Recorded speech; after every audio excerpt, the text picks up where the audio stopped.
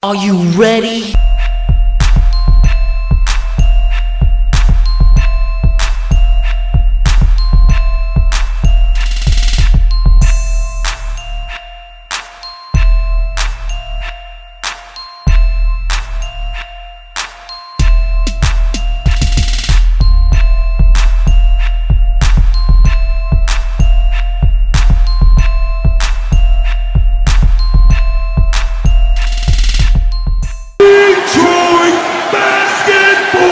Hey peeps, how's it going? And today we're going to be talking about more off-season stuff because we got a lot of things to talk about.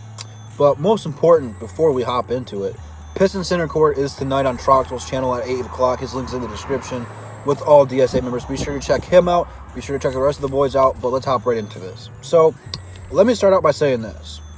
A lot of people don't think Andre Drummond plays defense. Now, he was top 10 on both steals and blocks. And this is probably going to make a lot of you guys mad who don't like Drummond. But, he was he was the highest guy in the league in individual defensive win shares. My fault. He finished a couple spots point wise above Rudy Gobert, who won Defensive Player of the Year. But the next center is Nikola Vucevic, and he's 1.2 grades above him. So for the guys who don't say he doesn't play defense, you don't watch the games. You're just a casual fan. So, no offense to you guys, but you don't know what you're talking about. So, there's my Drummond defense to start this video out. But, I guess another point I have to address is we need to rebuild people. Right now on this roster, Blake Griffin is the oldest player on the team, and he's 30. Everyone else is young and ready to do rock and roll, man. We have a new youth injection. And we didn't have to tank. We didn't purposely fall to get them. It's crazy. We made the playoffs last season. And I think right now we have a better roster than we did last season. And free agency hasn't started yet. Which we're going to talk about free agency here in a minute. But it's crazy. You don't have to tank to get better. I think we got to steal the draft in Sekou. I think that's absolutely the right pick the Pistons made. And even if he doesn't turn out to be a Giannis or even a Siakam, he fell to 15. So if he doesn't pan out, you can't be mad at the Pistons for taking him because the talent and stuff is there for him. It's just patience, I think, is the key. He might be able to come in and play right away. It's very unlikely that we're going to see that much of him this season.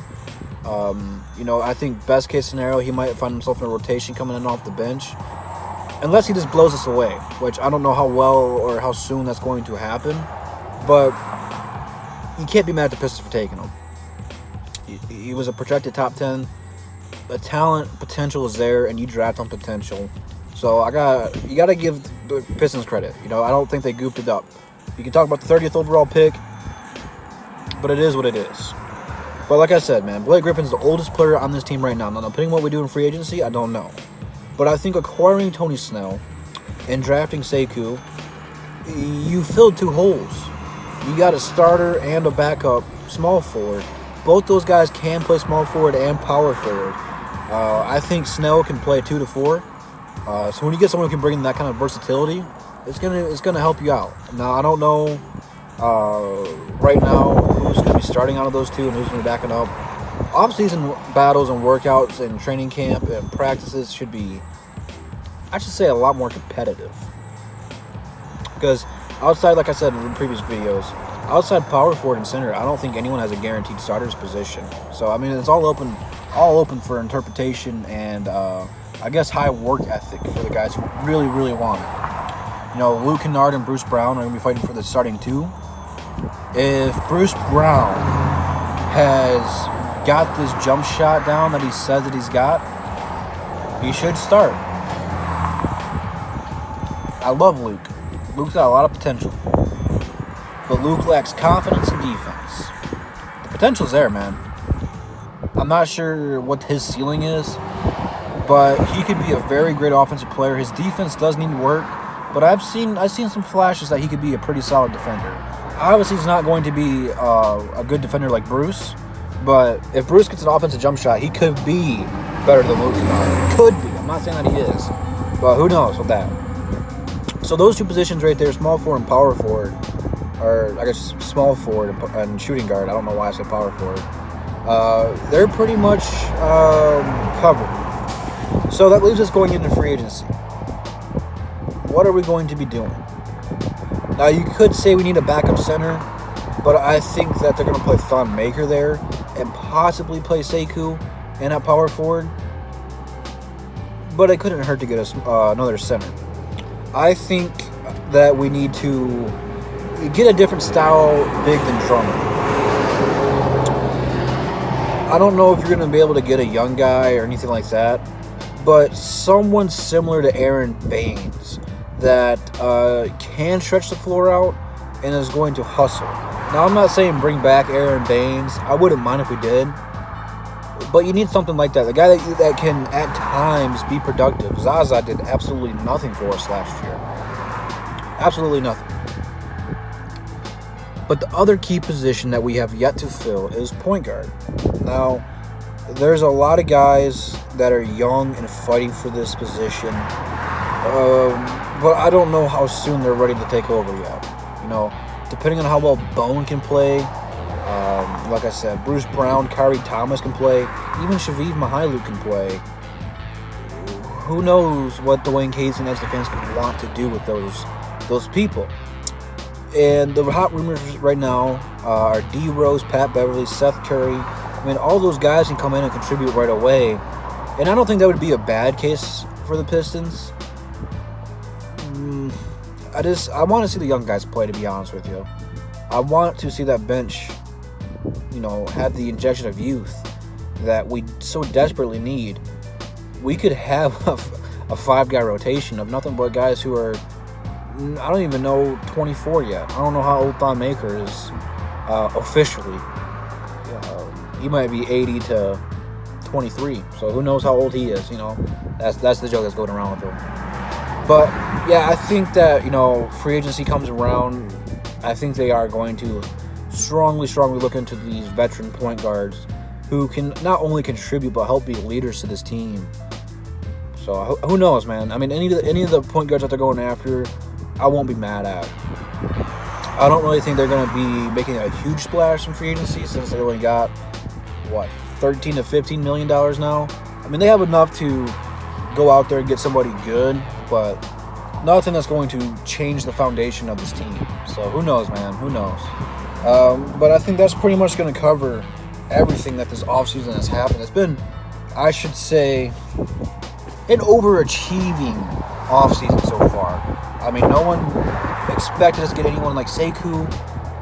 We got salary cap room. We filled a position that we needed for a guy that barely got any minutes. Tony Snell will play for the Pistons and get a good chunk of minutes. Now, how well is he going to do? I'm not entirely sure. But I can't knock him until I see him play.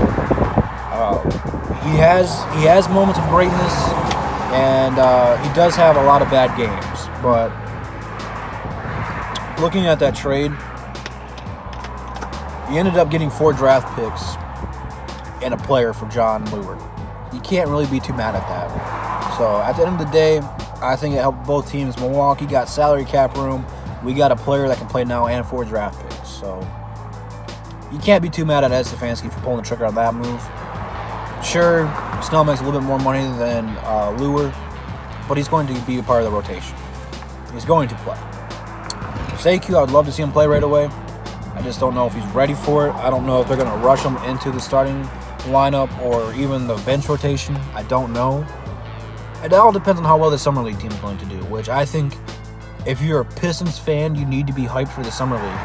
I don't know if I've ever been this hyped for just the Summer League, let alone the Pistons. There's just so much that's going to play out. And there's players that we're not even talking about. Boatwright and McQuaid and Bone and all these undrafted free agents that we have signed. It's crazy. It's absolutely crazy. It's going to be fun. I cannot wait. Cannot get here soon enough. I think it starts Friday or Thursday or Saturday. I'm not sure.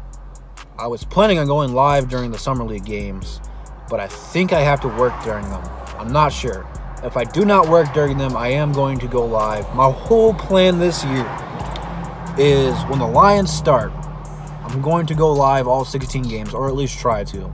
Some of my work schedules, depending on when they play, Monday night, Thursday night games, might be a little mayhem there, but I'm going to try to go live during all 16 of those games. I am also going to try to go live during all 82 of the Pistons games, and whenever they go to the playoffs. Well, that's not true, because if they go to the playoffs, if the Lions go to the playoffs and it's Detroit, I am for sure going to that. And I had so much fun at the Pistons Game 3 that even though we got our butt kicked, it was a blast. So I'll probably be going to playoff games.